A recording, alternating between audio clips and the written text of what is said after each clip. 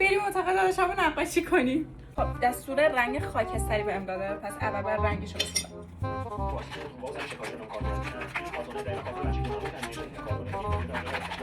خب من رنگشو درست کردم و از اینکه یک بار دیگه من این گندکاریو کردم و درسمو گرفتم، هم سفره آوردم، هم دستکش و هم دستمال که از گندکاری بیشتر جلوگیری کنم.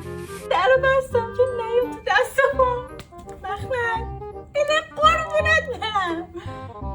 تقریبا بیشتر کارش انجام دادم، فقط بعد اول طرحشو با مداد بکشم روی دیوار و بعد رنگ بزنم. طرح مد نظرم اینه.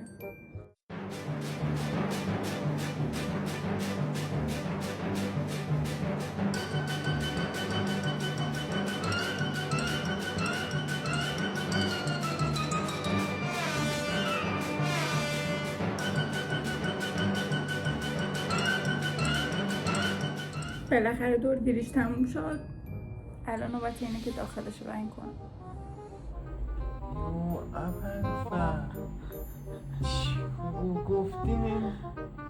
گفتی الان نمیتونی؟ خریده بودی؟ آها.